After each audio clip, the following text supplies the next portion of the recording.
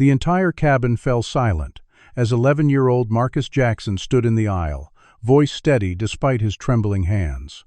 According to SkyWest Airline Code Section 21.3, you cannot remove passengers without documented cause.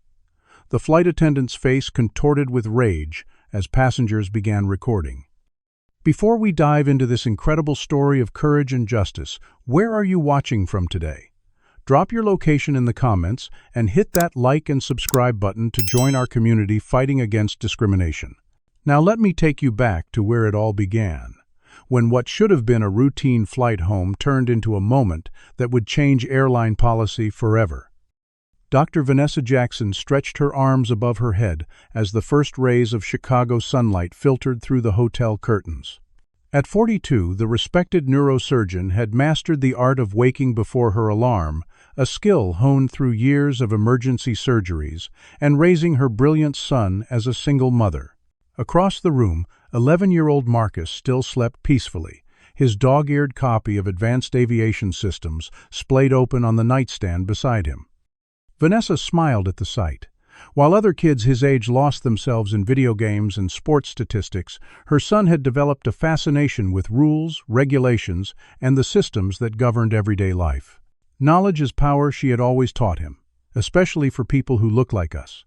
It was their final morning in Chicago after Vanessa had presented her groundbreaking research at the National Neurosurgery Conference.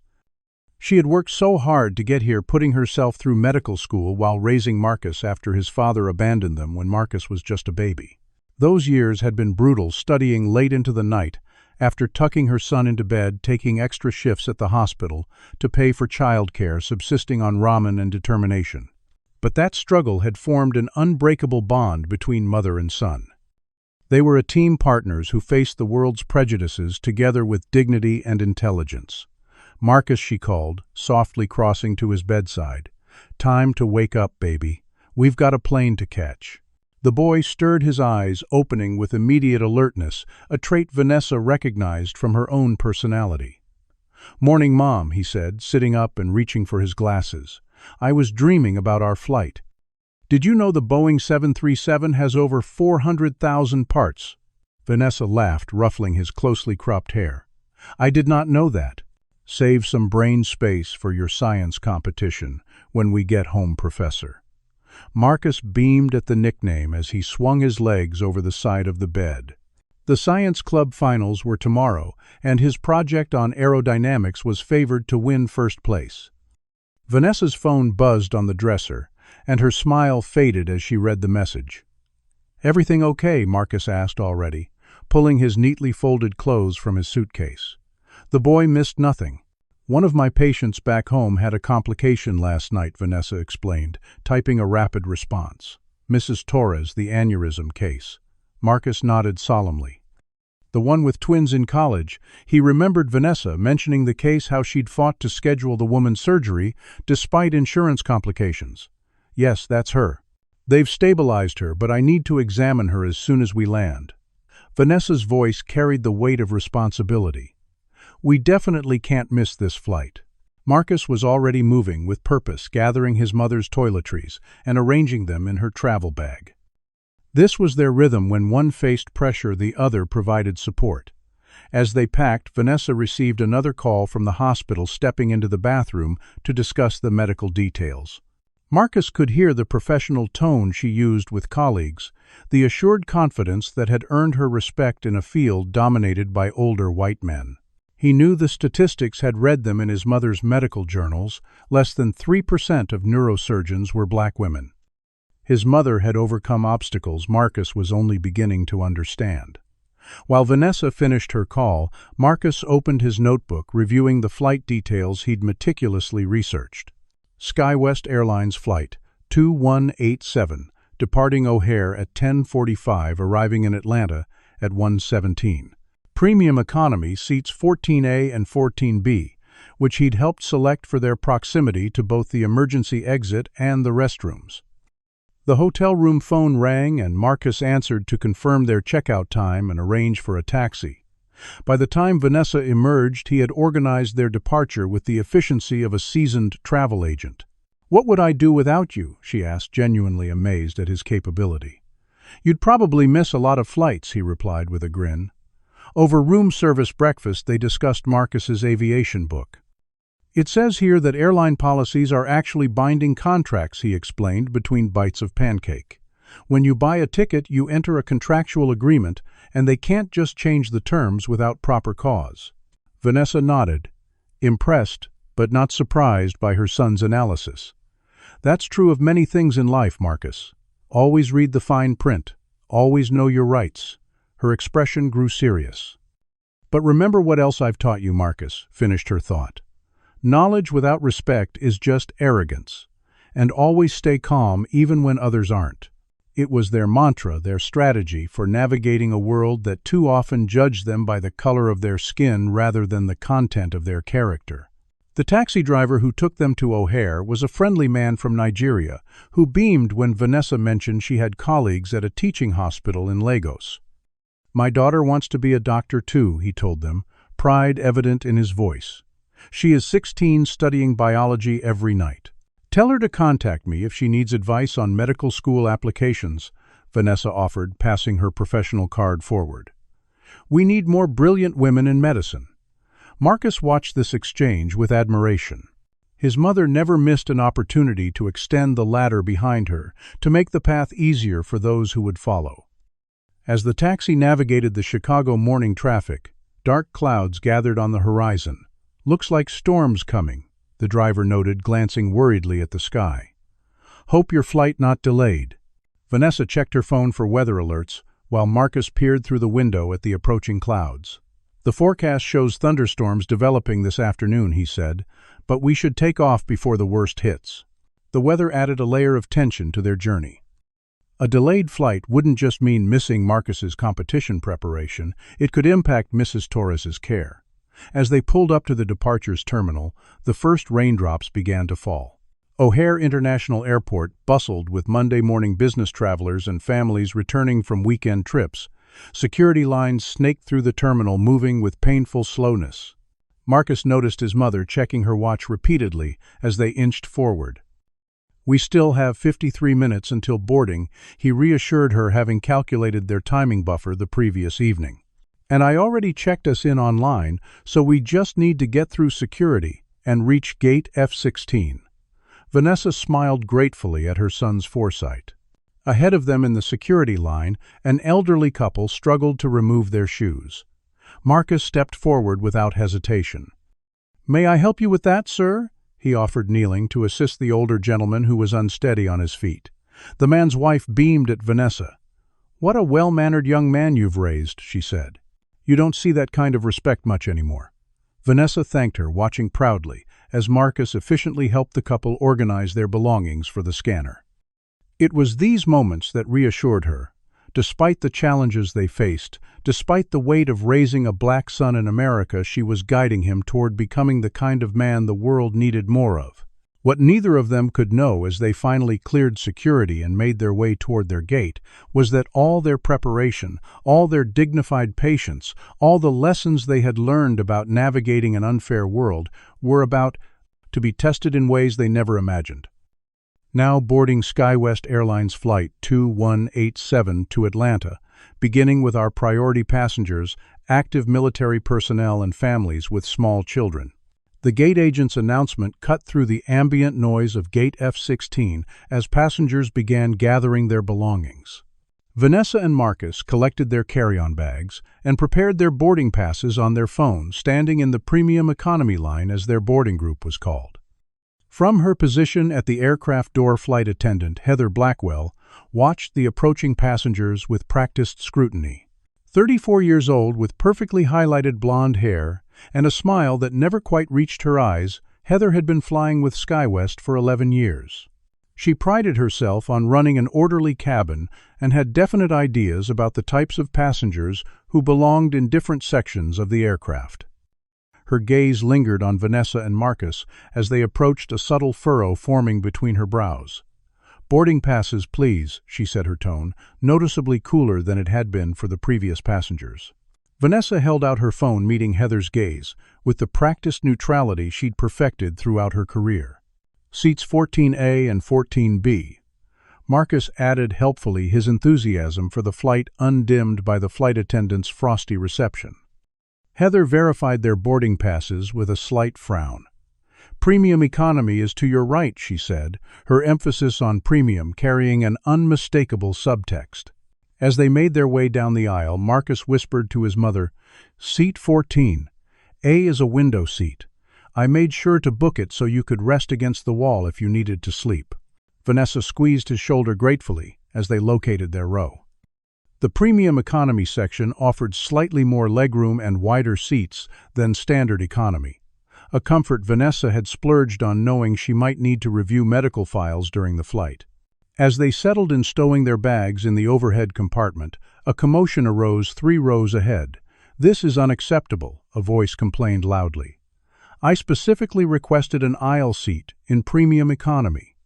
The speaker was a white man in his 50s, expensively dressed in a tailored suit, and designer watched his face flushed with entitlement as he addressed a different flight attendant. "I'm very sorry, Mr. Coleman," the attendant responded, checking her tablet. "It seems there was an oversight with the seating assignments. Let me see what I can do." Heather Blackwell materialized at her colleague's side, glancing at the tablet, before turning a sympathetic smile toward the man. "Mr.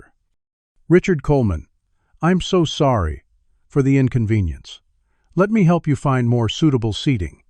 Her eyes scanned the cabin, briefly lingering on Vanessa and Marcus before moving on. "We'll make sure you're comfortable for the flight." As Richard Coleman was escorted toward the front of the premium section, Vanessa caught fragments of Heather's hushed commentary. "Some people in premium these days." And standards have certainly changed. The implication wasn't subtle. Marcus, meanwhile, had already opened the seat pocket in front of him, extracting the safety card and airline magazine with interest. Beneath them, he discovered a well-worn copy of the SkyWest policy manual, apparently left behind by a previous crew member. His eyes widened with delight at this treasure trove of regulations and procedures. "Mom, look," he whispered, showing her the manual. "It has all the airline's official policies." Vanessa smiled at his excitement while keeping one eye on the continuing seating drama. The flight continued to fill, with a diverse cross-section of travelers, business people, tapping on laptops, families corralling, energetic children, elderly couples, moving with careful deliberation. An Indian family with twin girls around Marcus's age settled into the row behind them, the girls immediately complimenting Marcus's Atlanta Science Academy sweatshirt. "Our cousin goes there too," one of them said. "Are you in the robotics program?" This sparked an animated discussion about their respective schools, while Vanessa's phone buzzed with another text from the hospital. The update on Mrs. Torres was concerning her intracranial pressure had increased overnight, and the resident on duty was monitoring her closely. Vanessa felt the familiar weight of responsibility settle on her shoulders. Her patient's life potentially hung in the balance, making this routine flight suddenly crucial. As the boarding process neared completion, Vanessa's anxiety grew. She needed to get home, needed to examine Mrs. Torres personally. The medication she had prescribed should have stabilized the pressure. This unexpected development worried her.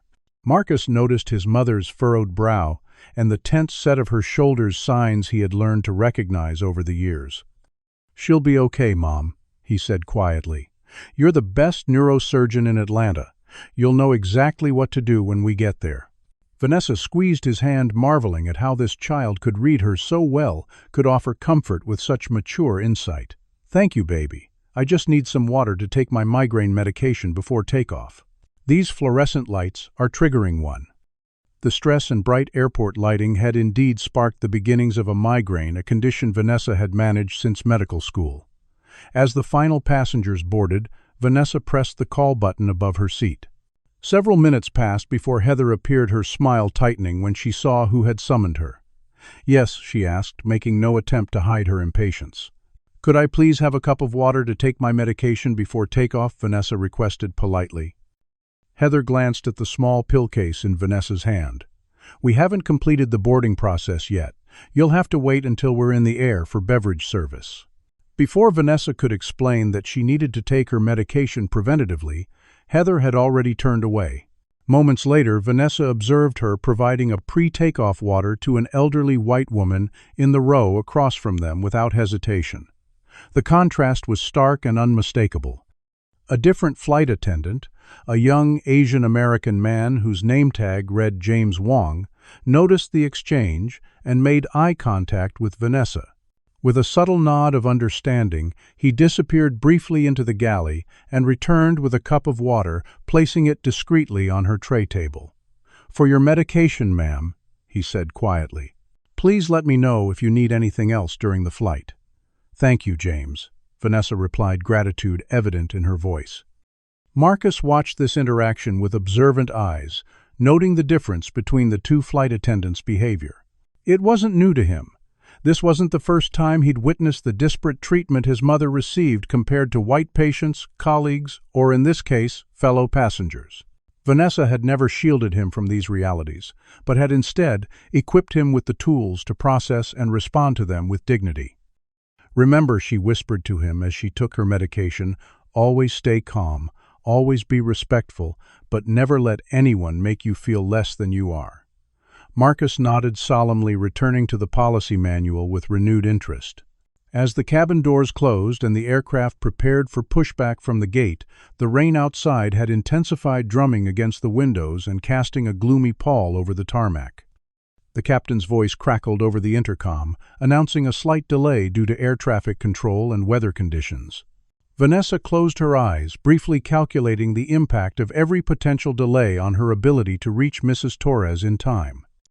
Marcus, sensing her distress, quietly read aloud interesting facts from the manual to distract her his own form of medicine against the storm clouds, gathering both outside the aircraft and, though they didn't yet realize it, inside the cabin as well. The seatbelt sign dimmed with a soft chime 30 minutes after takeoff, the captain's voice announcing they had reached their cruising altitude of 35,000 feet. Have you ever experienced that moment when a peaceful situation suddenly shifts, when you can feel tension crackling in the air like electricity before a storm? That's exactly what happened on Flight 2187, as Richard Coleman unbuckled his seatbelt and immediately began complaining loudly. "This is still unacceptable," he announced, to no one in particular, his voice carrying deliberately through the premium economy cabin. "I specifically requested to be seated away from certain types of passengers." His gaze drifted meaningfully toward Vanessa and Marcus, who were quietly reviewing the hospital updates on Vanessa's phone. Several passengers glanced up, uncomfortable with the obvious implication in his words. Heather Blackwell appeared almost instantaneously at Coleman's side, leaning down to confer with him in hushed tones, though her sympathetic nodding and occasional glances toward row 14 made the subject of their conversation painfully obvious. Vanessa, meanwhile, had received another concerning update from the hospital.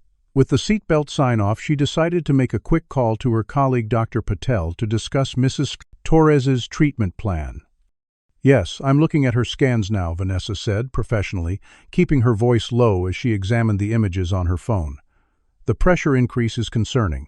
Have you adjusted the medication dosage as we discussed?" She continued reviewing treatment options, her focus entirely on her patient's well-being. Marcus observed how his mother transformed during these professional conversations, her voice taking on an authoritative quality that commanded respect, her vocabulary shifting to precise medical terminology. He felt a swell of pride knowing how hard she had worked to earn her position, how many barriers she had overcome. The conversation lasted barely 3 minutes before Heather Blackwell approached their row with determined strides, her expression stern.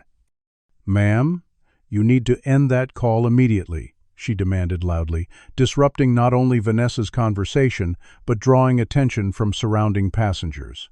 "You're causing a disruption to the cabin." Vanessa looked up, surprised by both the interruption and the accusatory tone. "I'll be done in just a moment," she said calmly. "I'm handling a medical emergency." "This isn't a medical emergency on this aircraft," Heather cut her off. "Cell phone conversations disturb other passengers. You need to end the call now." Behind Heather, Richard Coleman watched with a barely suppressed smirk. Vanessa, ever professional, quickly told Dr. Patel she would call back, and ended the call. "I apologize if I disturbed anyone," she said to Heather, though her calm tone carried a note of justifiable confusion. "I was speaking quietly about a critical patient situation." Before Heather could respond, a white woman 3 rows ahead began a loud phone conversation about her upcoming business meeting, her voice carrying far more prominently than Vanessa's had. Heather made no move to address this apparent disruption. "Some people just don't understand proper airplane etiquette," Heather commented loud enough for those in nearby rows to hear.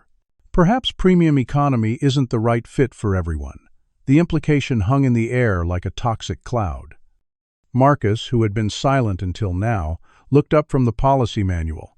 "Excuse me, Miss Blackwell," he said politely, having noted her name from her tag, "but SkyWest policy actually states that phone calls are permitted when the seatbelt sign is off, as long as they're conducted at a reasonable volume and don't involve speakerphone use."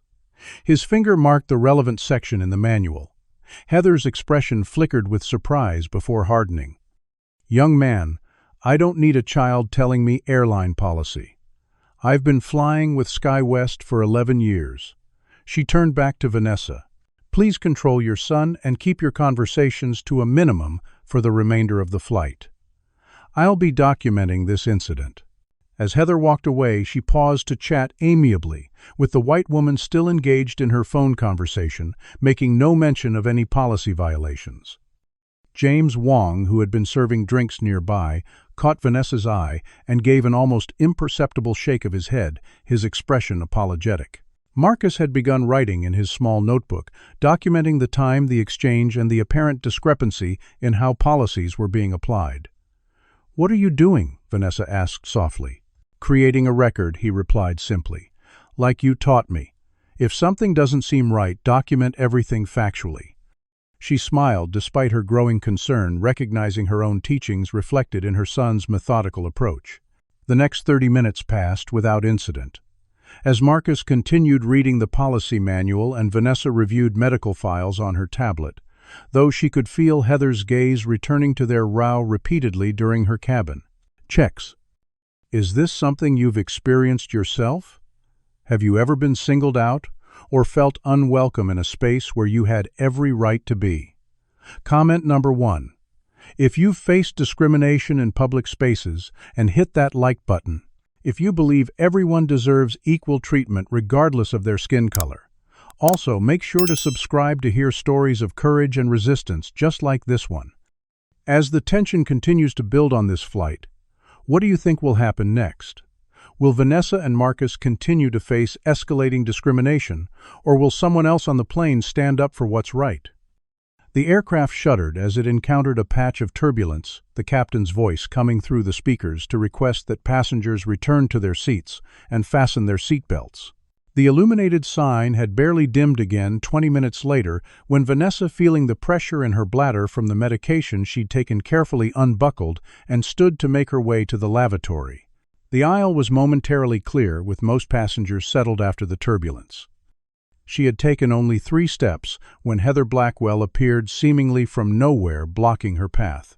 "You need to return to your seat immediately," Heather stated firmly, despite the extinguished seatbelt sign clearly visible above. "The lavatory is currently unavailable." Vanessa glanced past Heather toward the restroom where the vacant indicator was plainly visible. "The seatbelt sign is off, and the lavatory appears to be available," she said reasonably. "I'll only be a moment." Heather's posture stiffened. "As I said, you need to return to your seat. The lavatory is being reserved for a passenger with special needs." Before Vanessa could respond, a white woman from the first-class cabin approached, and Heather immediately stepped aside with a warm smile. "The lavatory is all yours, Mrs. Bradford," she said pleasantly, completely contradicting her previous statement.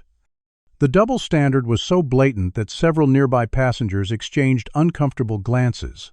A middle-aged black woman, seated across the aisle from Marcus, watched the interaction with knowing eyes, her expression a mixture of sympathy and resignation. Vanessa, recognizing the futility of confrontation, returned to her seat with as much dignity as she could muster.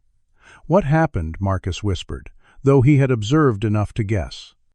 "Nothing new," Vanessa replied softly, the weariness in her voice, revealing how familiar such treatment was. "Just another day of existing while black." The woman across the aisle leaned slightly toward them. "I'm Dorothy Washington," she introduced herself quietly. "I've been watching how they're treating you. It isn't right." Vanessa smiled gratefully at this small gesture of solidarity. "Vanessa Jackson, and this is my son Marcus." Before they could continue their conversation, Richard Coleman's voice rose above the ambient cabin noise. "This is exactly the problem with flying these days," he announced to his seatmate, his volume calculated to carry. "They let just anyone into the premium sections, and then they cause trouble as usual." The pointed comment hung in the air. Several passengers of color throughout the cabin exchanged knowing glances, a silent communication of shared experience. Marcus continued documenting everything in his notebook, his young face serious but composed. When beverage service began, Heather deliberately worked her way through the cabin, serving every row except 14. Passengers in surrounding seats noticed the obvious slight but remained uncomfortably silent. When she had passed, James Wong appeared moments later, discreetly placing water and snacks on Vanessa and Marcus's tray tables. "I apologize for the oversight," he said professionally, though his eyes conveyed a deeper message of solidarity. The plane's Wi-Fi connected momentarily, allowing another text from the hospital to come through on Vanessa's phone. The update made her heart sink, Mrs. Torres's condition had deteriorated further, and the medical team was considering emergency surgery. "What's wrong?" Marcus asked, noticing his mother's expression. Vanessa explained the situation in simplified terms, careful not to overwhelm him with medical details, but respecting his intelligence enough to be honest. "She needs me there, Marcus. The resident handling her case is excellent, but this particular complication requires specialized experience." Marcus reached for his mother's hand, his touch offering comfort that belied his years. "You'll get there in time," he assured her, "and you'll save her, just like you always do." The moment of connection between mother and son was interrupted by the reappearance of Richard Coleman, now standing in the aisle beside Heather Blackwell. "This seating arrangement is still unacceptable," he declared loudly. "I'm expecting a business associate to join this flight during our connection in Atlanta, and we need appropriate seating arrangements." Heather nodded sympathetically before turning to Vanessa and Marcus with a completely different demeanor. "We need to make some adjustments to accommodate priority passengers," she announced. "We'll need to relocate you to the rear of the aircraft." Vanessa straightened in her seat, professional but firm. "I'm sorry, but we specifically reserved these seats. We paid for premium economy and will be remaining in our assigned seating." Heather's face tightened. "This isn't a request, ma'am. We're authorized to reassign seating as necessary for the comfort and convenience of all passengers." The confrontation was growing louder, drawing attention throughout the premium cabin. "The comfort and convenience of all passengers, or just the white ones?" Dorothy Washington asked, pointedly from across the aisle, her phone now raised and clearly recording the interaction. Heather's eyes widened at the recording before narrowing dangerously. "It's against airline policy to record crew members without permission," she stated, though no such policy existed. "I suggest you put that away immediately." Dorothy, a retired high school principal with 30 years of experience handling difficult situations, merely adjusted her camera angle. "I believe I have the right to document interactions that concern me as a passenger," she replied calmly. James Wong, restocking the forward galley, watched the escalating situation with visible discomfort, clearly torn between professional obligations and personal ethics. Marcus continued reading the policy manual intently, his finger tracing rapidly down pages as if searching for something specific. The standoff was interrupted by the captain's announcement that they were flying through a storm system and might experience additional turbulence. The weather outside the window had darkened considerably, lightning occasionally illuminating the clouds, a fitting backdrop to the storm brewing inside the cabin. Vanessa remained outwardly composed, though her mind raced with concern for her patient and the increasingly hostile environment surrounding them. She had navigated discriminatory treatment throughout her career, had developed strategies for maintaining her dignity while protecting herself and her son. But something about this situation felt different, more volatile, with higher stakes than usual.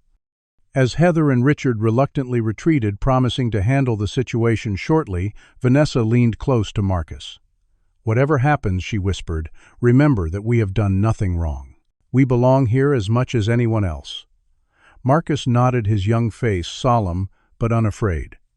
"I know, Mom," he replied, continuing to study the manual with increasing urgency. "And I think I've found something that might help us." The storm outside intensified, rain lashing against the windows as the aircraft periodically shuddered in the turbulent air. Inside, the atmosphere had grown equally tempestuous, with tension crackling through the cabin like the lightning outside building toward a confrontation none of them could yet foresee. 20 minutes later, Heather Blackwell returned to row 14. But this time she wasn't alone. Beside her stood an older woman with silver-streaked hair and a lead flight attendant's uniform, her name tag identifying her as Caroline Foster.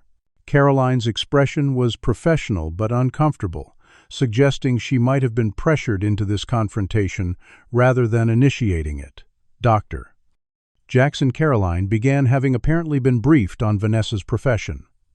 "I understand there have been some concerns raised about disruptions from this row." The formality of her tone carried an ominous weight. Vanessa maintained her composure, years of high-pressure surgical situations having trained her to remain calm under duress. "What specific concerns are you referring to?" she asked evenly. "We've been sitting quietly, following all regulations." Caroline glanced at Heather, whose expression remained smugly confident. "We've received multiple complaints about disruptive behavior, unauthorized recording, and creating an uncomfortable environment for other passengers." Richard Coleman chose this moment to interject from 2 rows ahead, turning to address the surrounding passengers. "They've been nothing but trouble since they boarded," he declared loudly. "Making phone calls, challenging the crew, disrupting everyone's peace and quiet." Several white passengers nodded in vague agreement, though none had actually witnessed any disruptive behavior from row 14. Dorothy Washington immediately spoke up from across the aisle. "That is categorically false," she stated firmly. "I've been sitting directly across from them the entire flight. They've been nothing but courteous and quiet." 2 other passengers, a Latina woman and an Asian American man seated nearby, voiced their agreement with Dorothy's assessment. "I haven't seen them do anything wrong either," the woman added. "If anything, they've been subjected to unfair treatment." Heather's expression hardened as she turned to Caroline. "This is exactly the problem. They're creating factions and disrupting the harmony of the cabin." The absurdity of this claim might have been laughable in another context, but the power dynamics at play made it dangerous. Marcus had been silent throughout this exchange, his attention fixed on specific pages of the policy manual, occasionally making notes with intense concentration. Vanessa placed a protective hand on her son's shoulder, a gesture both comforting and instinctively maternal. "I believe there's been a misunderstanding," she said diplomatically. "We have no interest in creating any disruption. We simply want to complete our journey without being singled out for different treatment than other passengers." Caroline's discomfort was increasingly evident as she glanced between Heather's insistent expression and the calm dignity of Vanessa and Marcus. "Perhaps we should discuss reaccommodating you on a later flight when we land in Atlanta," she suggested, though her tone made it clear this wasn't merely a suggestion. The implications of this statement hit Vanessa like a physical blow. A later flight would mean potentially fatal delays for Mrs. Torres, whose condition was already critical. "That won't be possible," Vanessa replied, her professional demeanor momentarily cracking to reveal genuine distress. "I'm a neurosurgeon with a critically ill patient waiting for me in Atlanta. Any delay could literally be a matter of life and death." She pulled up the hospital messages on her phone as evidence showing Caroline the urgent updates about Mrs. Torres's condition. Heather dismissed this with a wave of her hand. "Everyone has important places to be. You should have planned better if your schedule was so critical." The callousness of this response drew audible gasps from several nearby passengers. The injustice was becoming increasingly blatant, impossible to disguise as anything other than discriminatory treatment. Marcus looked up from the policy manual, his expression troubled as he whispered to his mother, "Mom, I found something important in Section 21.3 about passenger removal procedures. It says they can't remove us without proper documentation and specific violations." Vanessa squeezed his hand in acknowledgement, but whispered back, "Not now, Marcus. Let's not escalate things." She was all too aware of how quickly situations involving black people asserting their rights could turn dangerous even for children. Caroline stepped back, clearly uncomfortable with the direction things were taking. "I'll need to consult with the captain about this situation," she said, moving toward the front of the cabin. As Caroline departed, a visible division formed among the passengers. Some, primarily people of color and younger travelers, watched with expressions of concern and solidarity. Others, mainly older white passengers, sitting near Richard Coleman, maintained disapproving looks directed at row 14. James Wong, passing with the beverage cart, made brief eye contact with Vanessa, subtly tapping his phone in a gesture, suggesting she should document everything. Understanding immediately, Vanessa discreetly positioned her phone to record audio of the ongoing confrontation, keeping it partially hidden in her lap. The minutes ticked by with excruciating slowness, each one critical for Mrs. Setter. Torres waiting in Atlanta. Marcus continued studying the policy manual with laser focus, occasionally showing his mother specific sections with a determined expression. Vanessa nodded at his findings while maintaining awareness of their surroundings. Years of navigating hostile environments, having honed her situational awareness. When Caroline Foster returned, her expression confirmed their fears even before she spoke. After consulting with the captain and reviewing the situation, she announced with formal detachment, "We've determined that security will meet the aircraft upon arrival in Atlanta." Heather stood beside her, barely concealing her satisfaction, as she added, "Any passengers removed from the flight will be responsible for arranging their own alternative transportation." The devastating implications of this statement washed over Vanessa like ice water. Being removed from the flight wouldn't just mean humiliation and injustice. It could mean Mrs. Torres might not survive. The stakes had escalated beyond personal dignity to a matter of life and death. "This is completely unacceptable," Dorothy Washington stated firmly, still recording. "I'll be submitting formal complaints to the airline, the FAA, and sharing this video with every news outlet in Atlanta." Richard Coleman made a triumphant comment just loud enough to be heard. Finally, some order being restored to this flight. Some people need to learn their place. The naked prejudice in his statement hung in the air, uncomfortably revealing the true motivation behind the escalating situation. Marcus finally turned to his mother, showing her a specific page in the manual, with several sections highlighted by his notes. "Mom, they're violating at least 4 specific policies," he whispered urgently. "They can't do this without documenting specific infractions, offering written warnings, and providing alternative dispute resolution options. It's all here in their own rulebook." Vanessa read the sections he indicated, her expression shifting from despair to cautious hope as she recognized the potential lifeline her brilliant son had discovered. As the plane began its initial descent into Atlanta, the cabin filled with the tension of impending confrontation. Every passenger seemed aware that they were witnesses to an unfolding injustice, their collective silence, either complicity or helpless sympathy. What was clear to everyone, however, was that this was far more than a simple disagreement about airline seating or cabin behavior. This was about who belongs, whose comfort matters, and whose word is believed without question. And as the Atlanta skyline appeared on the horizon through breaks in the clouds, no one could predict how this confrontation would resolve, or the unlikely hero who was about to emerge from row 14. Ladies and gentlemen, we are beginning our final descent into Hartsfield-Jackson Atlanta International Airport. Please return your seats to the upright position, stow all tray tables, and ensure your seatbelts are securely fastened. The captain's announcement echoed through the cabin as the aircraft banked, gently beginning its approach pattern. Have you ever witnessed a moment when someone unexpected rises to meet an impossible challenge, when the smallest voice in the room somehow becomes the most powerful? What happened next, on Flight 2187, would soon capture the attention of millions around the world. As the plane descended through scattered clouds, the flight attendants moved through the cabin for final checks. Vanessa attempted once more to contact the hospital, desperate for an update on Mrs. Torres before they landed, and she potentially faced removal from the flight.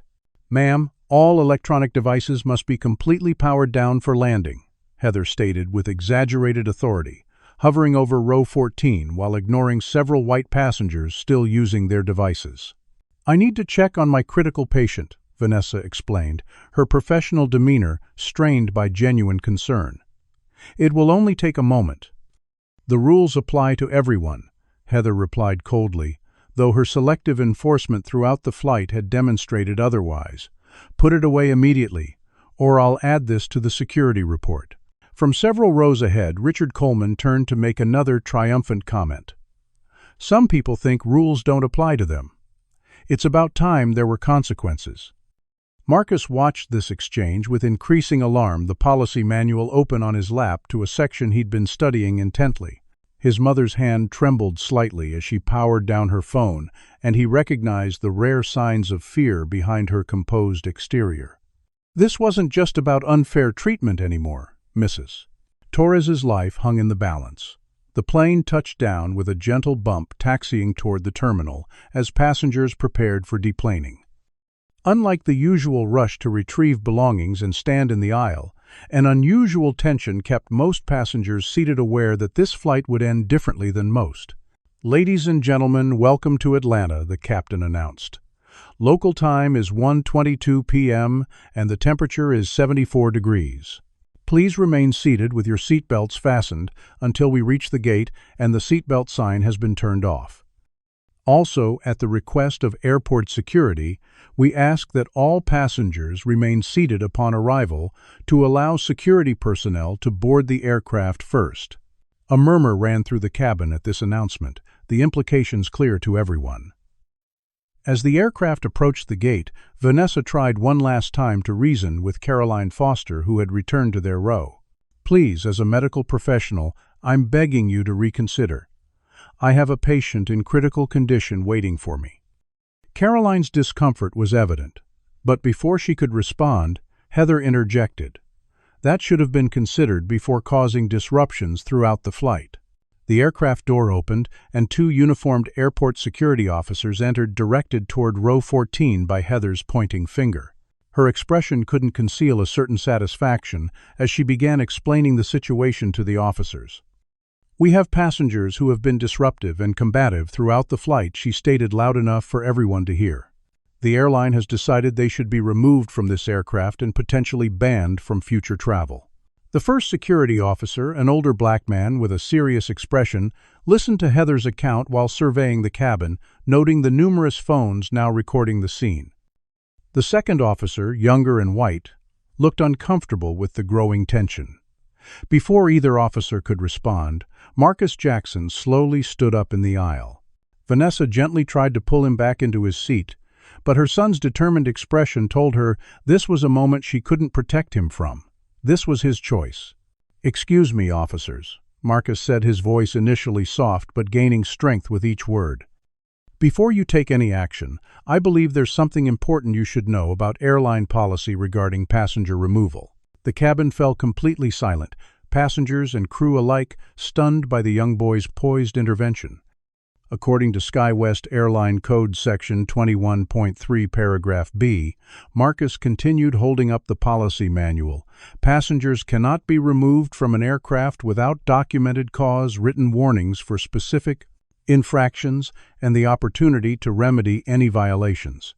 His clear, articulate voice carried through the silent cabin as he flipped to another marked page. Furthermore, Section 32.7 states that any complaint against a passenger must be formally documented with signed statements describing specific behaviors that violate the passenger code of conduct, not general accusations. Phones throughout the cabin recorded this extraordinary moment as Marcus continued his measured factual defense. "My mother and I have not received any written warnings. No specific violations have been documented, and we haven't been given any opportunity to address concerns as required by the airline's own policies." Heather's face flushed with anger as she attempted to interrupt. "Young man, you don't understand airline procedures." Actually, James Wong stepped forward, standing beside Marcus. "He's absolutely correct about these policies. As crew members, we're required to follow these exact procedures before removing any passenger." The security officers exchanged glances, clearly reassessing the situation. "Ma'am," the older officer addressed. "Heather, do you have documentation of the specific violations you're alleging?" Heather's expression faltered. "Well, no, but we have verbal complaints from multiple passengers about their disruptive behavior." Which specific behaviors violated which specific policies? Marcus asked, his voice steady despite his trembling hands. "Because Section 45.2 requires crew members to cite specific infractions when requesting passenger removal." The younger security officer seemed impressed. "Son, where did you learn all this?" "I read the entire policy manual during the flight," Marcus answered simply. "My mom always taught me that knowledge is the best protection against injustice." Dorothy Washington stood up from her seat across the aisle. "I've recorded the entire flight," she stated firmly. "There was no disruptive behavior from Dr. Jackson or her son. What I did record was systematic discriminatory treatment by this flight attendant." Other passengers began to speak up their phones, capturing the rapidly shifting power dynamic. "I saw them being skipped during beverage service," one woman called out. "And I heard that man," another passenger pointed at Richard Coleman, making racist comments, while the flight attendant nodded along. Throughout the cabin, people who had remained silent during the flight found their voices emboldened by Marcus's courage. "I'm a civil rights attorney," a man near the back announced, "and I'd be happy to explain the legal implications of what's occurring here." The momentum had completely reversed as Marcus stood tall in the aisle, still clutching the policy manual that had become his shield and weapon. Faced with mounting evidence and witnesses, the security officers stepped back. "I think we need more information before taking any action here," the older officer stated professionally. "Have you ever seen someone young demonstrate extraordinary courage in the face of injustice?" Comment number 1. If you believe children like Marcus should be taught to know their rights, hit that like button if you think knowledge truly is power against discrimination. And make sure you're subscribed to hear the resolution of this incredible story.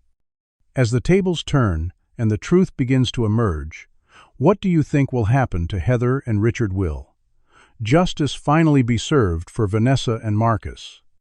"Oh my God, are you seeing this?" a college student in row 22 whispered to her seatmate, her eyes fixed on her phone screen. This video is already trending on Twitter. Throughout the cabin, passengers who had been recording Marcus's confrontation with the flight crew were sharing the footage in real time, the plane's Wi-Fi connection, allowing the incident to spread across social media platforms even before anyone had deplaned. Kid School's racist flight attendant, with her own rulebook, read one viral post already accumulating thousands of shares. Black Doctor and Sun-Faced removal until one-year-old genius cites airline policy, declared another. The security officers, now acutely aware they were part of an unfolding public relations crisis, conferred quietly with each other before approaching the captain, who had emerged from the cockpit to assess the situation personally. Richard Coleman, seeing the tide turning dramatically against him, attempted to gather his belongings and slip away unnoticed. "Sir, we're going to need you to remain on the aircraft while we sort this out," the younger security officer stated, firmly blocking his exit. "We need statements from everyone involved in this incident." Heather Blackwell's face had drained of color as she watched passengers throughout the cabin openly recording and discussing her actions. She attempted to reassert control, her voice strained with forced authority. "Everyone needs to deplane in an orderly fashion. This situation will be handled by airline management off the aircraft." Caroline Foster, the lead flight attendant who had reluctantly participated in the confrontation, now looked thoroughly uncomfortable. "Perhaps we should move this discussion to the jet bridge," she suggested clearly, hoping to contain the spreading publicity. "That won't be necessary," declared a new voice. As Michael Chen, SkyWest's regional director of customer experience, appeared at the aircraft door, his expression gravely concerned. Word had reached airline management with remarkable speed, a testament to the viral nature of the unfolding situation. "I'd like statements from all parties involved before anyone leaves this aircraft," Chen announced professionally. "We take allegations of discriminatory treatment extremely seriously." Marcus, still standing in the aisle with the policy manual in hand, caught his mother's eye. Vanessa's expression reflected immense pride tinged with the heartbreak that her son had been forced to defend them in this way. She reached for his hand, squeezing it gently as they faced the gathering airline officials together. First, Vanessa spoke up, her voice, carrying the authority that had guided surgical teams through countless life-or-death situations. "I need to contact my hospital immediately. I have a patient in critical condition who requires my immediate attention." Chen nodded respectfully, recognizing both the urgency and the opportunity to begin addressing the situation appropriately. "Of course, Dr. Jackson. Please make your call while we begin gathering statements."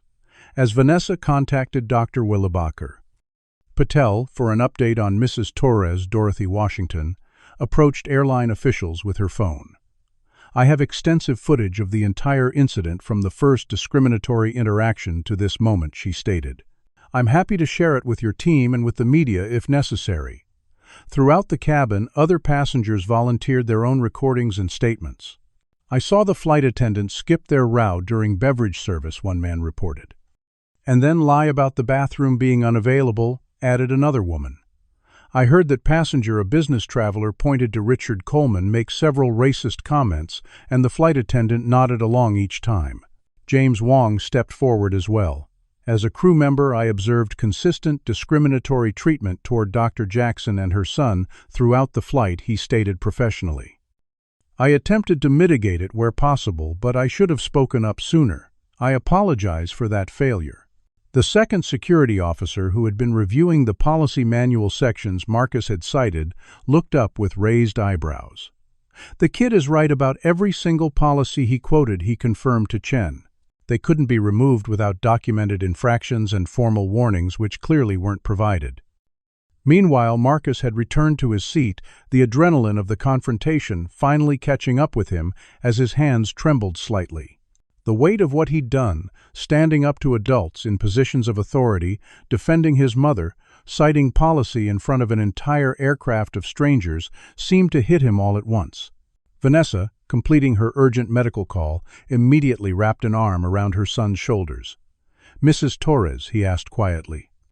"They've stabilized her temporarily," Vanessa replied, relief evident in her voice. "But I need to get to the hospital as soon as possible." The older security officer, who had been listening nearby, approached them with unexpected news. "Dr. Jackson, I believe I owe you my father's life," he said, extending his hand. "I'm Officer Raymond Mitchell. You performed emergency surgery on my father, Walter Mitchell, after his stroke last year." The recognition dawned in Vanessa's eyes. "Mr. Mitchell, of course.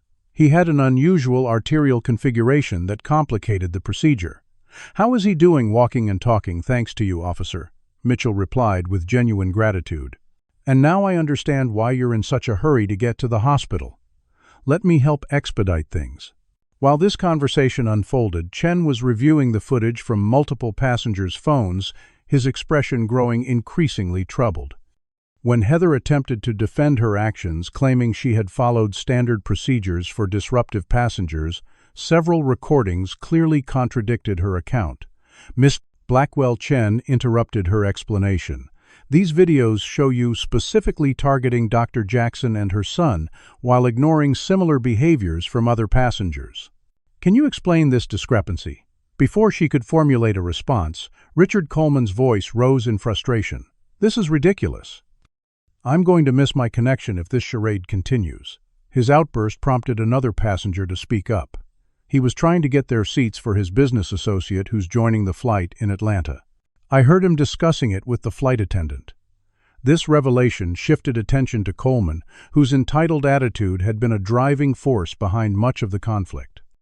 Under questioning from Chen, he eventually admitted he had wanted the Jackson seats because they were adjacent to his own, and he had expected the crew to accommodate his preference regardless of their valid reservations. "So there was never any actual disruptive behavior," Chen clarified, looking between Heather and Richard. "This was about seating preferences. The cabin had become an impromptu courtroom with witnesses, evidence, and testimony, all pointing toward a clear case of discriminatory treatment." As this realization settled over the aircraft, Heather made one final attempt to defend herself. "I was just trying to maintain order and comfort for all passengers," she insisted. "Some passengers simply have higher expectations about their flying experience." The barely disguised prejudice in this statement drew audible gasps from many passengers. "And by some passengers, you're referring to white passengers, correct?" Dorothy Washington asked pointedly, her phone still recording. Heather's sputtered non-answer was damning in its incoherence. Michael Chen had heard enough. "Dr. Jackson, we sincerely apologize for this inexcusable treatment. I'm immediately suspending Miss Blackwell pending a full investigation, and will be reviewing all crew training procedures in light of this incident." He turned to address Marcus directly, his tone shifting from corporate to genuinely impressed. "Young man, your knowledge of airline policy and your composure under pressure are truly remarkable. You've exposed a serious failure in our system, and for that we owe you our gratitude." Officer Mitchell stepped forward again. "Dr. Jackson, given your medical emergency, I'd be honored to provide you with a police escort to the hospital. We can complete any necessary statements later." Vanessa nodded gratefully, gathering her belongings as passengers throughout the cabin offered encouraging words and support. As they prepared to deplane, Marcus noticed his policy manual still open on his seat. He carefully closed it and offered it to Chen. "You might want to make sure all your employees actually read this," he suggested with the straightforward honesty of youth. Chen accepted the manual with a rueful smile. "I think you're absolutely right about that."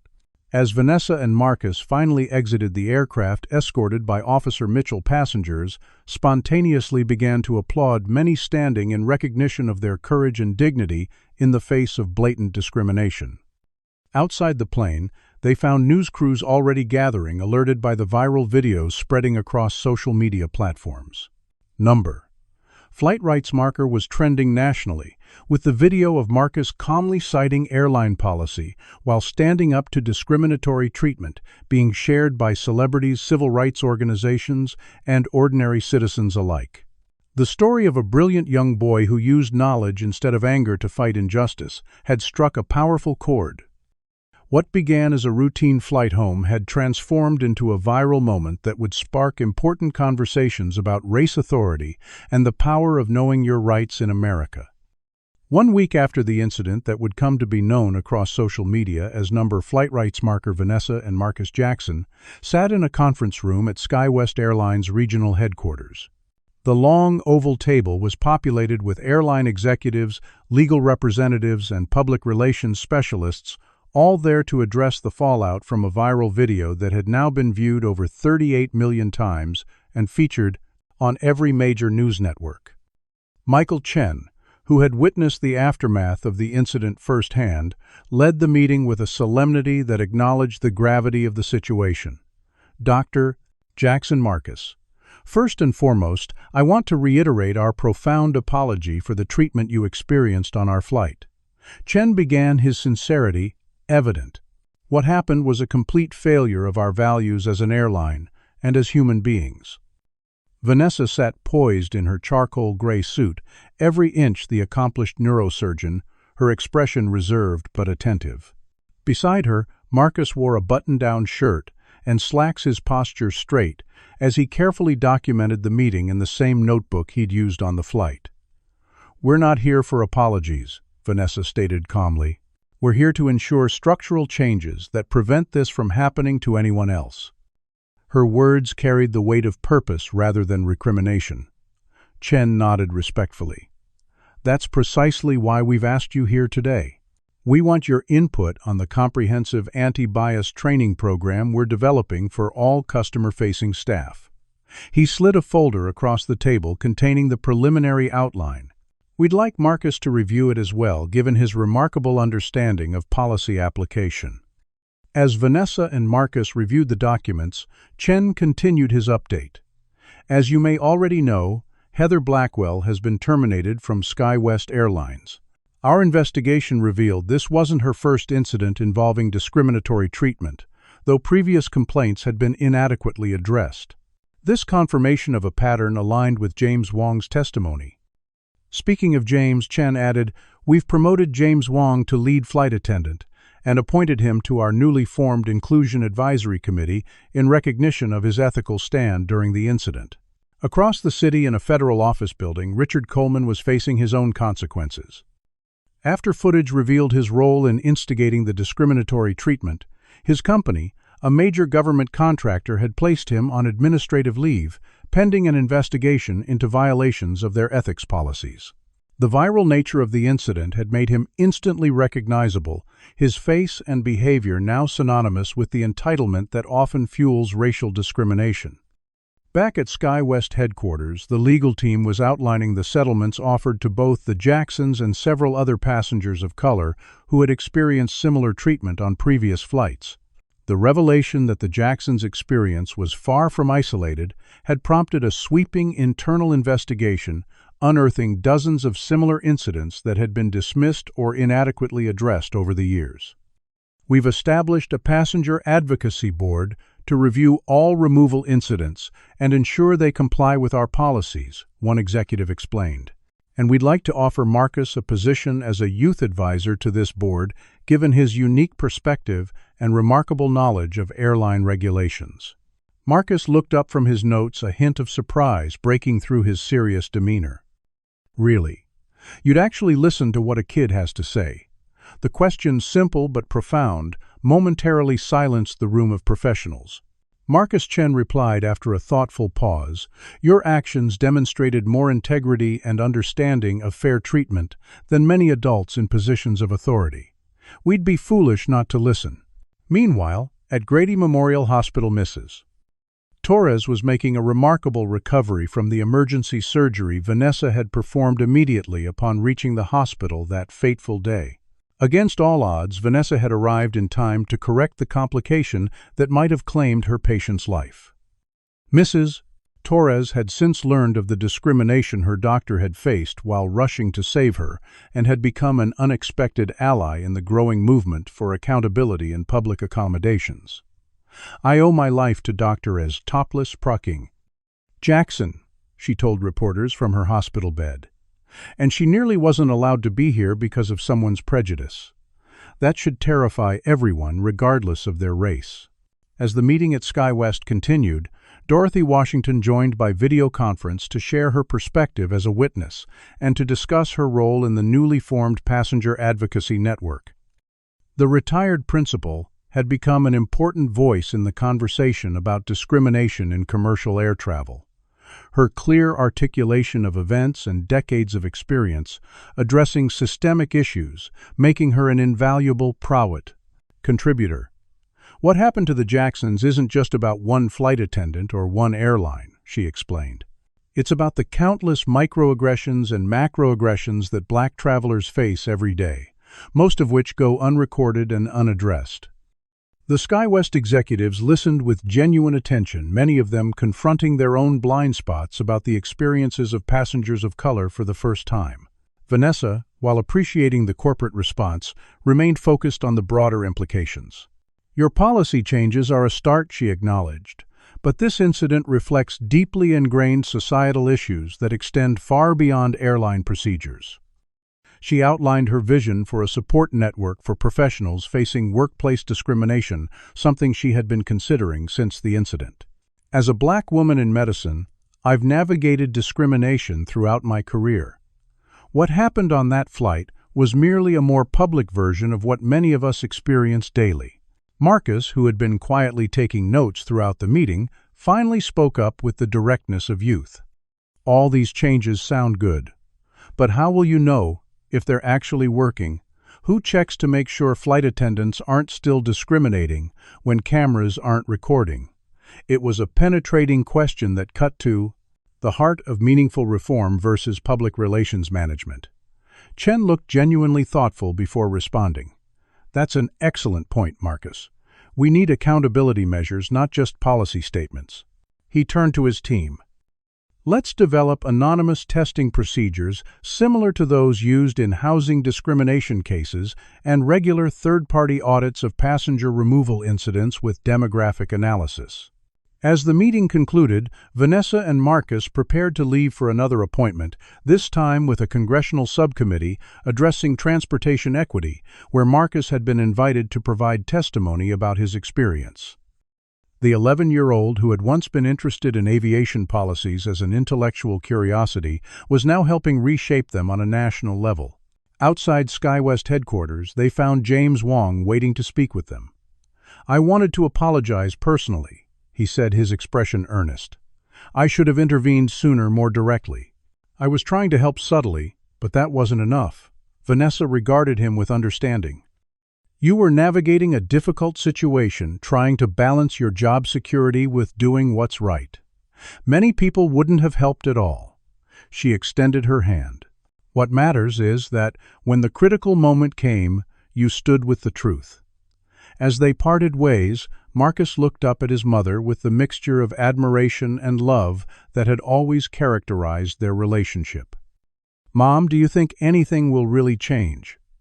It was the question of a child wise enough to recognize how deeply entrenched racism remained in American society despite moments of accountability like this one. Vanessa considered her answer carefully, respecting her son's intelligence and insight. "Some things will change because of your courage and the attention this incident received. Other things will take much longer.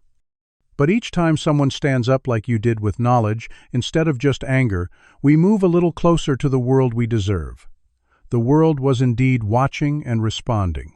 Marcus's school had incorporated the incident into their social studies curriculum, examining how knowledge of rights and regulations could empower citizens against discrimination. Law schools were analyzing the case as an example of how policy literacy could serve as a powerful tool against bias. And across the country, parents were teaching their children about the policy prodigy who had transformed a moment of humiliation into a triumph of justice simply by knowing the rules better than those attempting to misuse them. 6 months after Flight 2187 landed in Atlanta, Marcus Jackson stood at a podium adjusting the microphone to his height, his mother watching proudly from the front row. The auditorium was filled with aviation industry representatives, civil rights advocates, transportation regulators, and students from his middle school. This was the official launch of the Know Your Rights mobile application, inspired by Marcus's experience and developed with his input. "When I stood up on that airplane, I wasn't trying to become famous or start a movement." Marcus began, his voice stronger and more confident than it had been that day in the aircraft aisle. "I was just trying to protect my mom and help her get home to save her patient." The audience listened attentively as this remarkable young man, now 12 years old, articulated a vision for empowerment through knowledge that belied his years. "This app puts transportation regulations, passenger rights, and reporting mechanisms into everyone's pocket," he explained, demonstrating the interface on the large screen behind him. Because knowledge isn't just power, it's protection. In the months since the incident, the trajectory of the Jacksons' lives had transformed in ways they could never have anticipated. Vanessa had established the Equal Access Initiative, a support network for professionals of color facing workplace discrimination, which had already assisted hundreds of individuals in fields ranging from medicine to aviation. Marcus, meanwhile, had become something of a celebrity among his peers and a symbol of youth empowerment across the country. The viral video of him calmly citing airline policy had inspired countless parents to teach their children about their rights and the importance of standing up to injustice with dignity and knowledge. SkyWest Airlines had undergone its own transformation, implementing the comprehensive anti-bias training program developed with the Jacksons' input. Every employee, from executives to ground crew, underwent mandatory sessions, examining unconscious bias and learning intervention strategies for discriminatory situations. The airline industry as a whole had been forced to reckon with its treatment of passengers of color, with several major carriers revising their policies for passenger removal and complaint handling in response to the public conversation, sparked by the Jacksons' experience. Richard Coleman had faced significant consequences for his role in the incident. After being terminated from his position following an internal investigation, he had been required to attend diversity training as part of a settlement with SkyWest.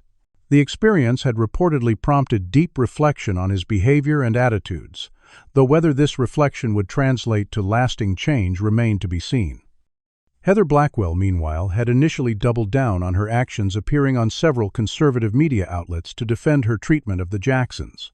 However, as evidence of her pattern of discriminatory behavior emerged, these platforms distanced themselves from her narrative. She eventually issued a public apology, though many questioned its sincerity given its timing after multiple job rejections. Dorothy Washington had become a close family friend and mentor to Marcus, her decades of experience as an educator, helping him navigate his unexpected role as a young public figure. Being thrust into the spotlight at 11 isn't easy, she often reminded him. Remember to still be a kid sometimes.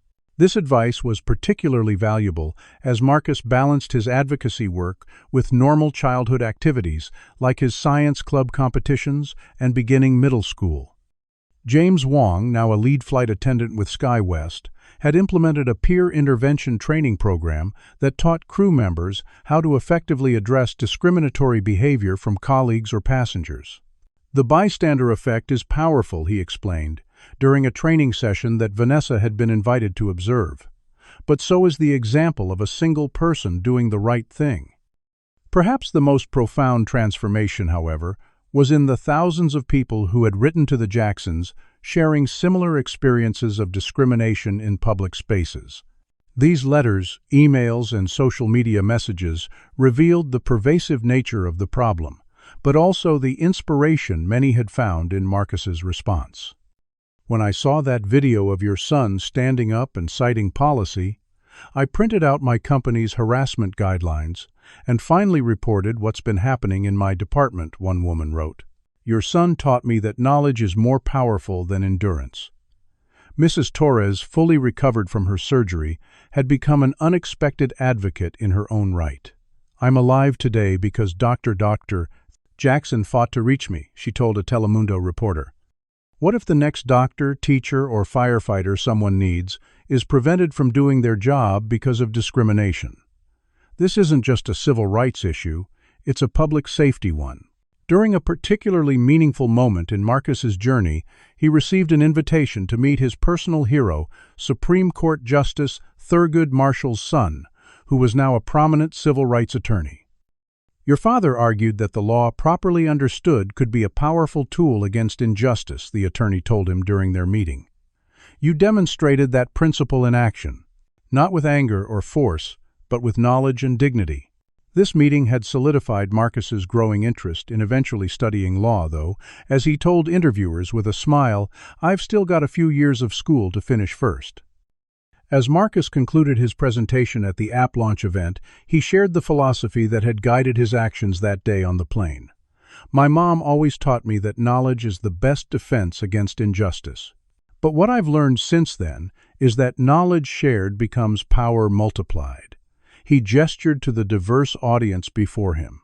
This app isn't just about airline policies or passenger rights.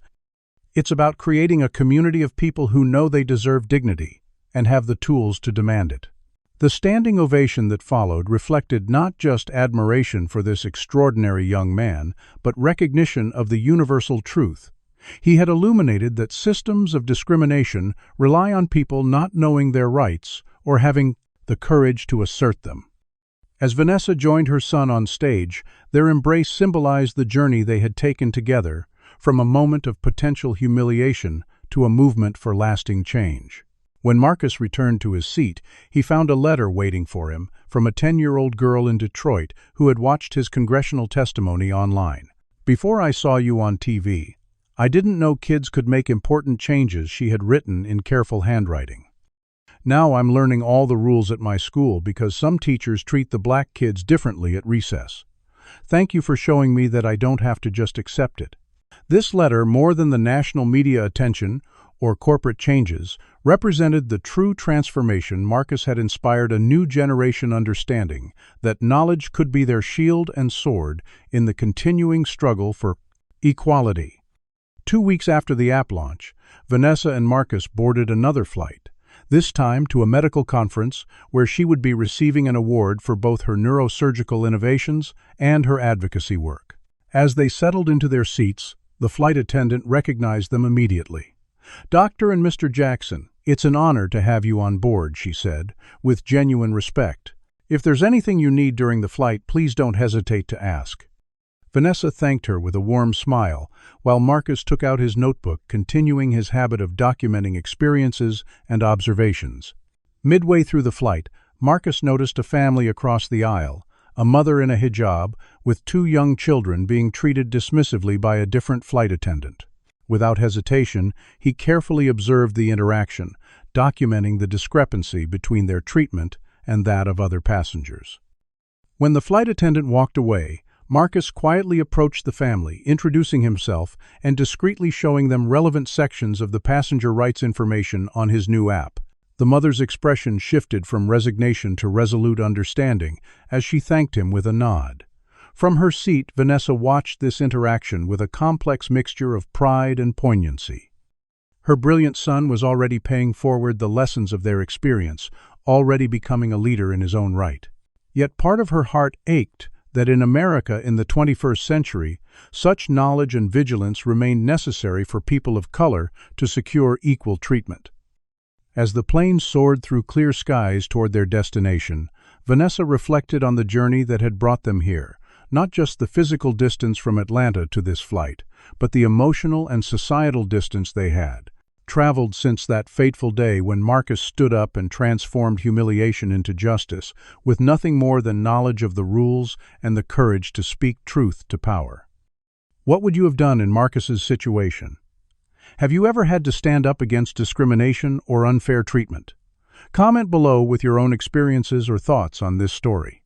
If you believe in the power of knowledge to combat injustice, hit that like button and subscribe to our channel for more inspiring true stories. Share this video with someone who needs to hear that they have the right to be treated with dignity, no matter who they are. Thank you for watching this journey of courage, knowledge, and transformation. Remember, knowing your rights isn't just about protecting yourself, it's about changing the world for everyone who comes after you. Marcus's story teaches us that knowledge truly is the most powerful weapon against injustice. When faced with discrimination, he didn't respond with anger or helplessness. He responded with facts, policy, knowledge, and unwavering dignity. This approach not only protected him and his mother in the moment, but sparked a movement that created lasting change. The story also reveals how systems of discrimination rely on people not knowing their rights. Those who discriminate count on silence, compliance, and ignorance. By simply knowing the rules better than those attempting to misuse them, Marcus transformed a potential humiliation into a moment of justice.